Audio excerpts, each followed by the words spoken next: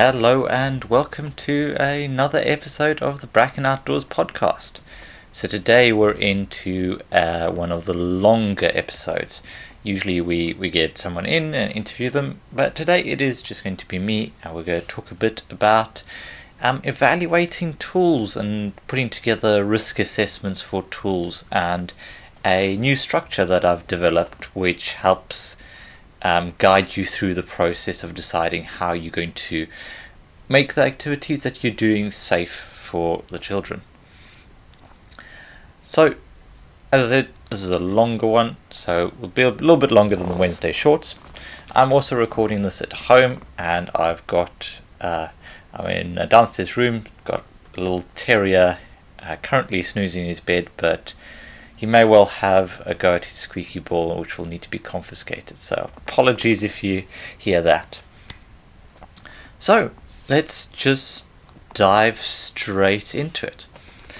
So when we decide that we're going to run a forest school program, one of the first things that we do is we start risk assessing the process.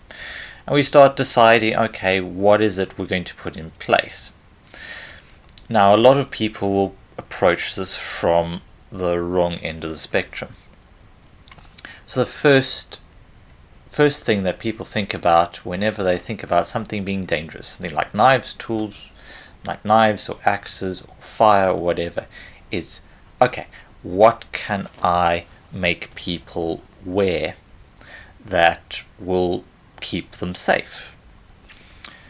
And this is a strong emphasis on PPE. It's why there's so much high vis around, and gloves are prolific in forest school because it's easy. Just hand a child a pair of gloves, they'll put it on, and there we go, they can carve in safety, or at least so we think.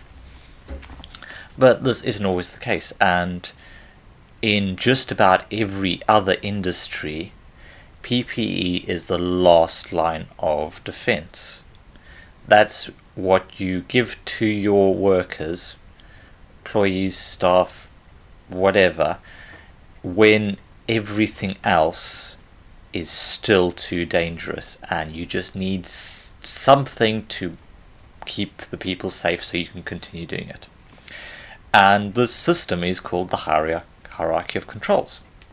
It starts with eliminating, substituting, providing engineering controls, administrative controls, and then PP is the last and final option. So I've taken this model and I've had a look at how we can apply it to particularly tool use, but it will probably work across the most of the spectrum of activities. So I will show you here on the video, but I'll probably also have links in the description and so on, provided somewhere so that you can find it. Maybe we'll see whether I can include it in the video. So it will be on YouTube as well, Facebook. But essentially, it's a hierarchy of controls for forest school, and it's a diagram. You start at the top end of the funnel and you work your way down the 5 from most to least effective. As I said, we've got the 5, we've got eliminate, we've got substitute, we've got engineering controls, administrative controls, and we've got PPE. And what we're going to do is we're just going to work through the whole thing together, and then we're going to see whether we can apply it to a concrete example. So the first step and the most effective is eliminate. So this is where you should start the planning process. This is about going, okay, is there actually a point to doing this activity? Am I just doing this activity for the sake of doing it? Like I say quite often, begin with the end in mind. It's a really good principle, is what are we hoping for children to achieve, or our learners to achieve, when we are in the session? And if what we want to do is a high risk activity, but it isn't necessary for the outcomes, then why not just get rid of it entirely? I mean, we don't need to. We're talking about risk management here, and first rule of risk management is if it doesn't need to be, if it's dangerous and doesn't need to happen, then don't do it. That's the safest way to avoid injury, is not to do it. So, as the saying goes, don't go to stupid places and do stupid things with stupid people. As long as you abide by that rule, you're a whole lot safer. So really the first thing is, okay, eliminate. And for forest school, one of the things that I was taught in my training is the risk-benefit analysis. So you go, okay, what are the risks, but also what are the benefits? So if you've gone through forest school training or something similar, you will likely, or experienced it yourself, you'll likely have seen where there are clear benefits to using tools, to using fires, to climbing trees, to jumping in rivers. There are clear and defined benefits. And then it's up to you to decide what is relevant for the aims you want during the session you're being a part of. So that may mean that you go, okay, so we want to split firewood. Oh, well, first of all, we can just ask, okay, so we need firewood for the fire. So first question we ask is it better for the adult to go through and just split all the firewood before the children even arrive, have it all ready to go so we can just throw it straight on the fire? For some sessions, yes. If you're doing a cooking activity that's going to require a lot of emphasis on the cooking, it's going to be a long cooking process, you may want to get that ball moving really quickly. So in that case, we go, okay, we are just going to get it done, firewood's all ready to go, we'll get it through. And then there might be a group where, okay, you can see value in them splitting, so they're learning to either work together as a group, or they're learning motor control through doing it with you, and we are involving them in it, and we're developing risk management and everything else, and you can see clear benefits. Then you go, okay, cool, we will split wood with the children. But the core part of it is that decision making process. Is it really necessary? Is it going to move the learning forward? Is there a point to it? Or are we just doing firelighting because that's what we always do? Is there a definite point to taking that risk? If there isn't, get rid of the activity, move on, and find something that really delivers a clear benefit.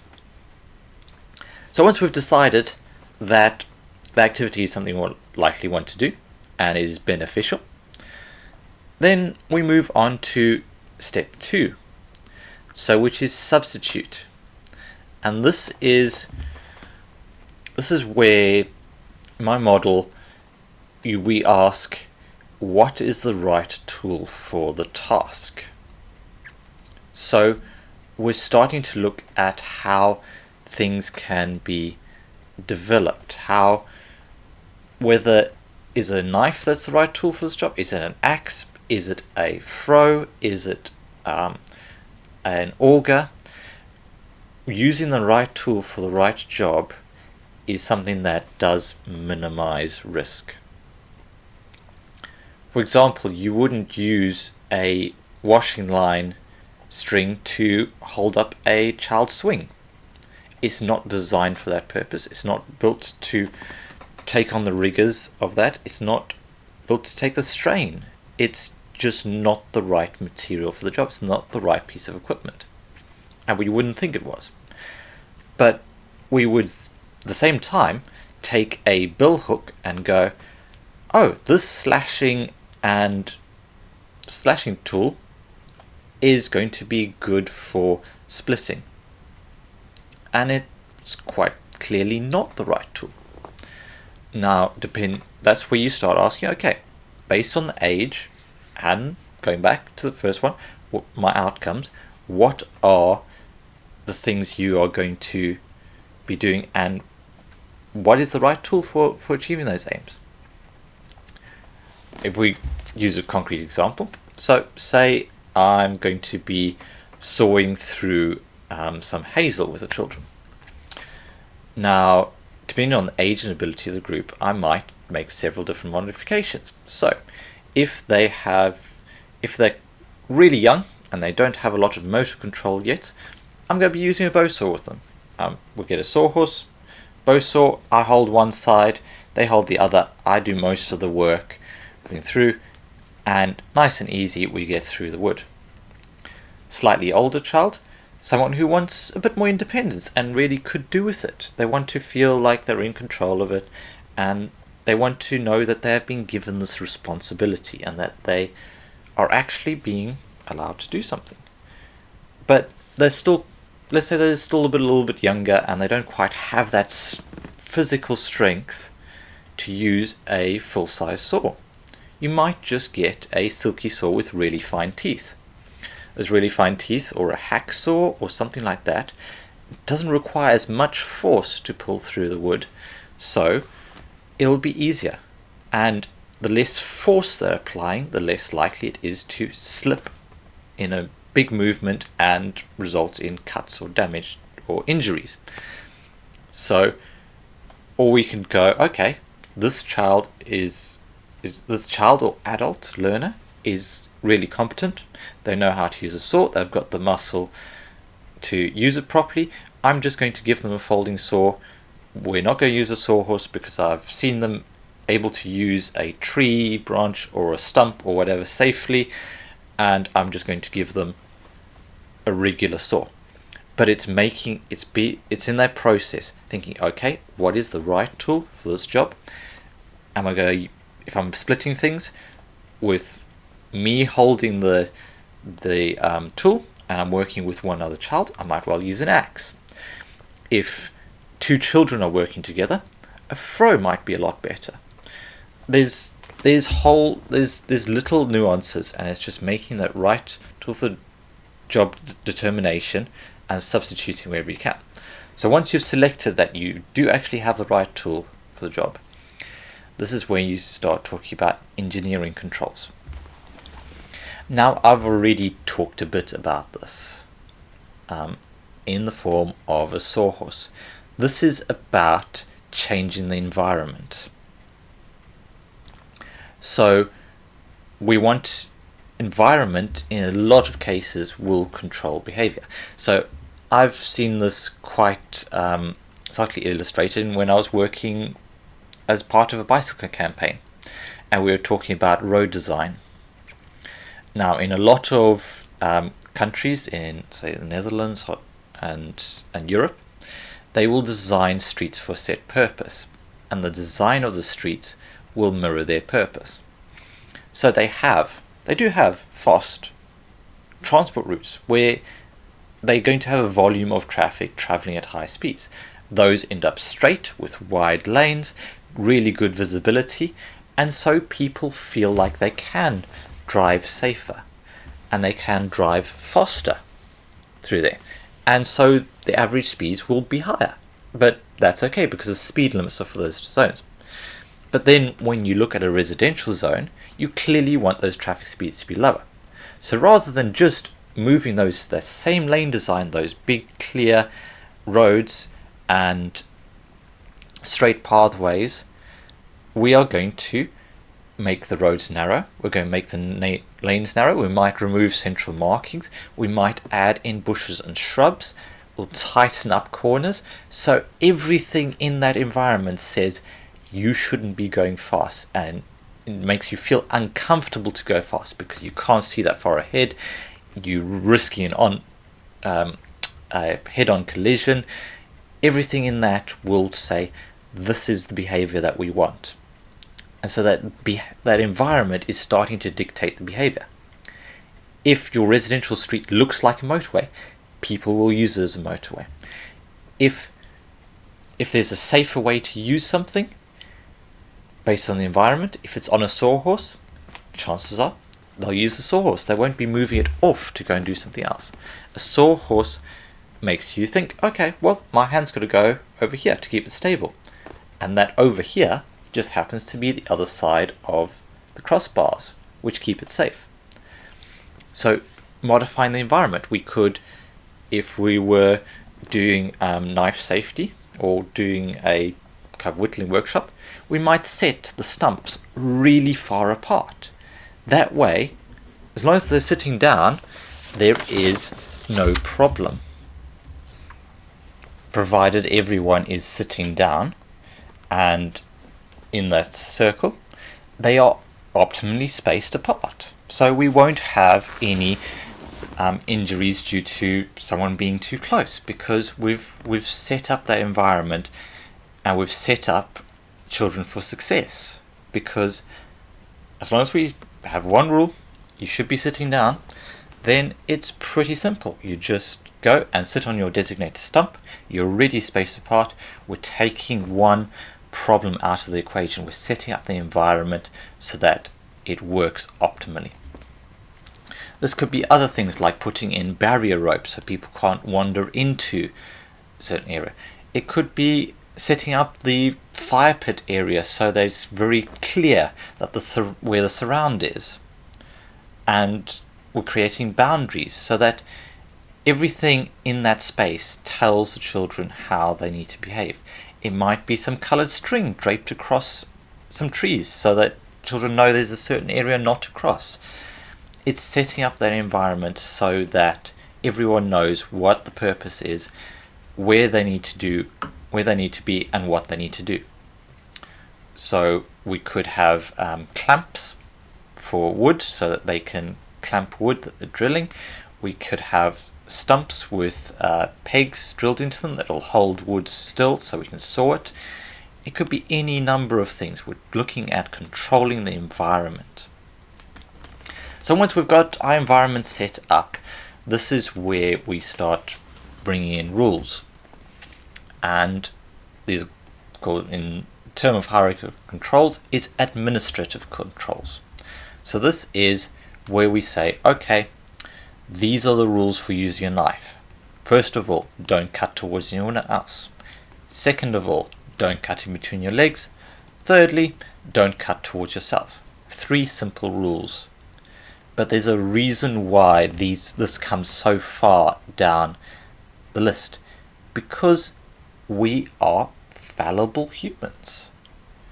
If someone gives you a list of 8 rules to remember, and you're already out of your normal environment, there's so much going on, you've heard about the fire pit rules, you've heard about how the forest school rules, you've heard about the boundary rules, you are also in the woodlands for the first time, and then someone reels off this long list of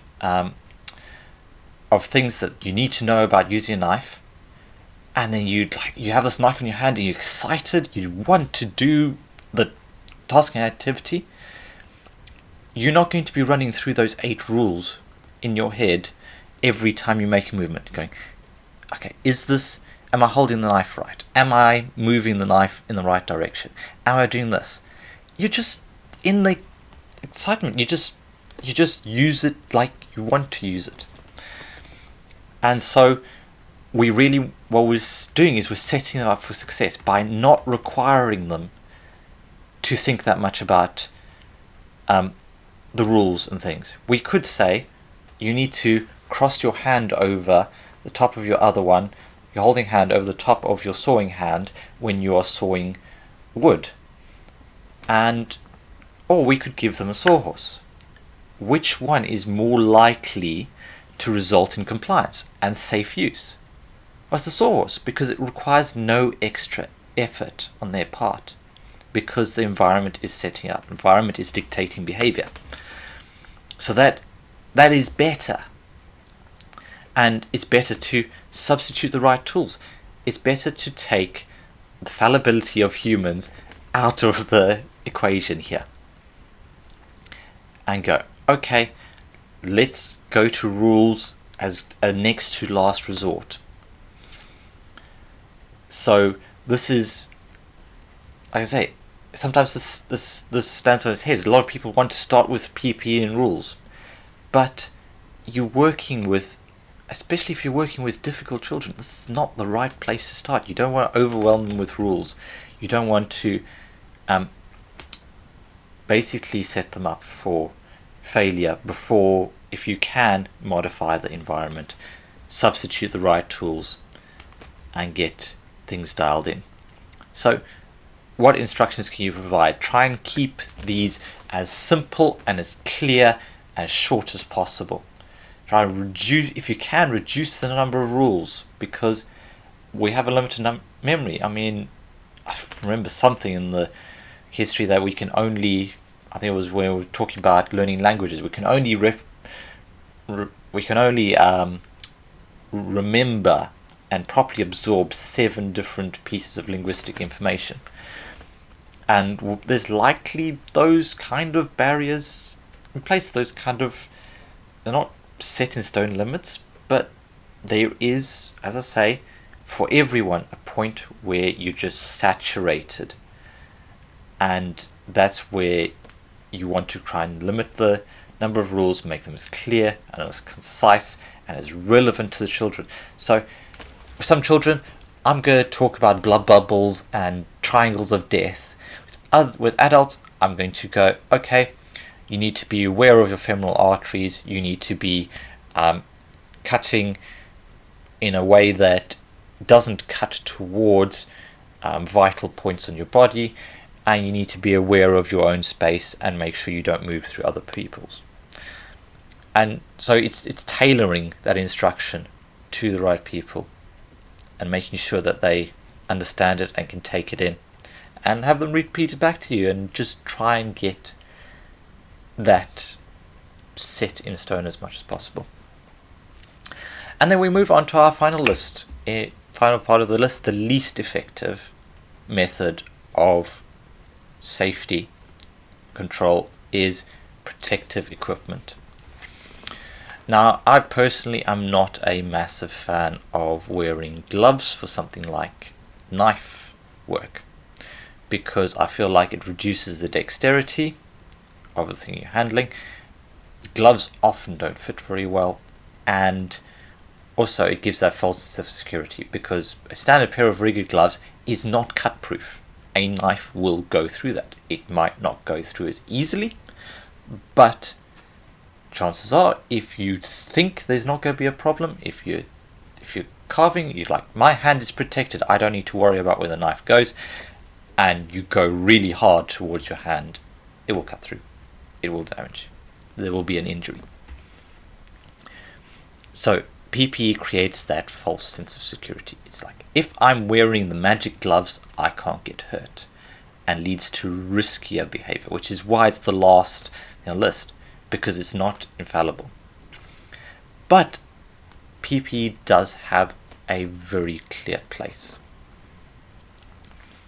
So I've had children come to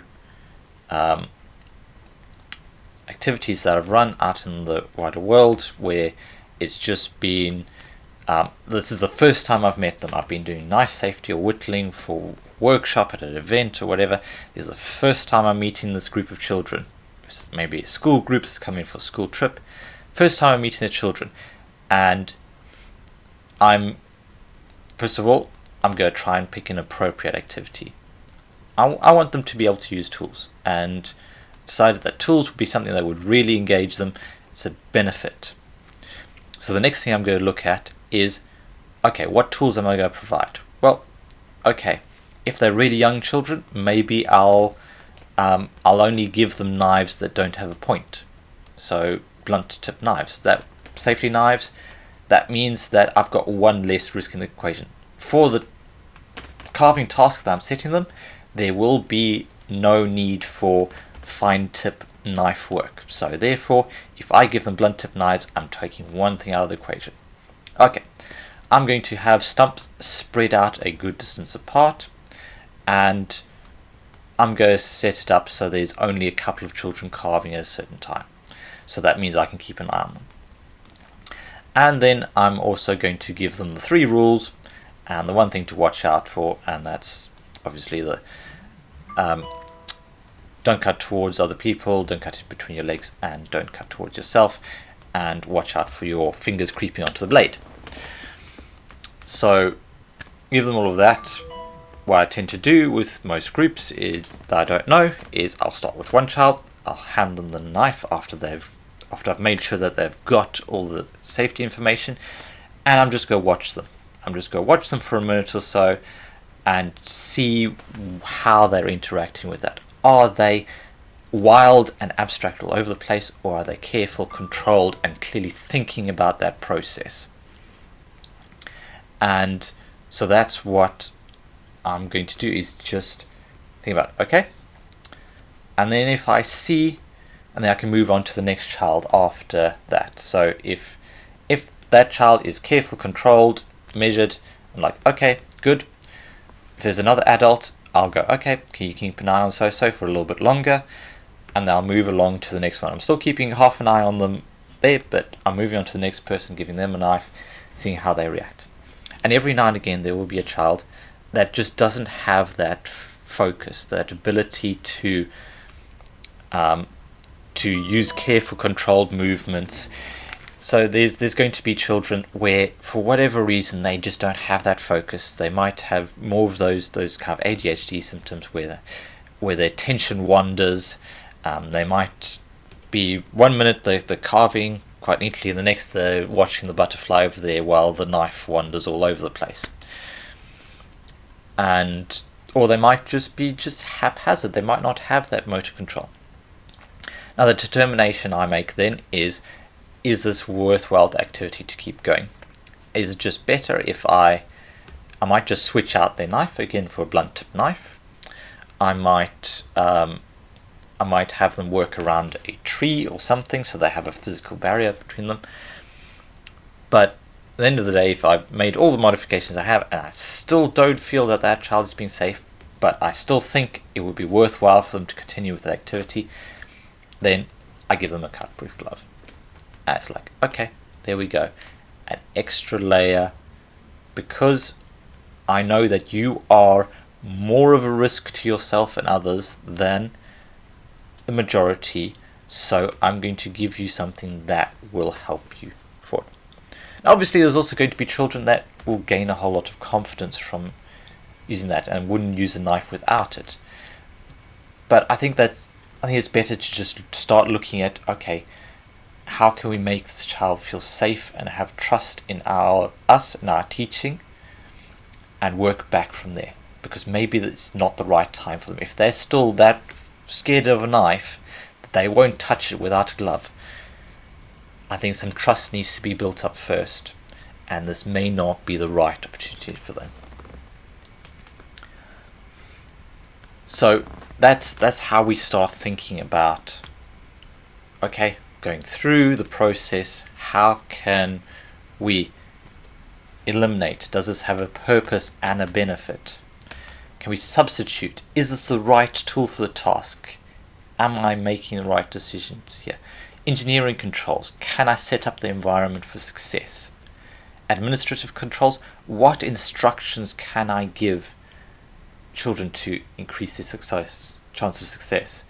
And finally, if all else fails, is there appropriate PPE that they should be wearing? Should they be wearing helmets? Should they be wearing ear defenders? Wearing protective glasses? If the level of risk is still too high, can I bring it down? And it's just working through those. Wherever risk is too high, we start moving down the hierarchy. So we go, okay, we've implemented substitute different knives, but I'm still not comfortable that this group are going to be safe enough, so therefore I'm going to start looking at setting up the environment properly.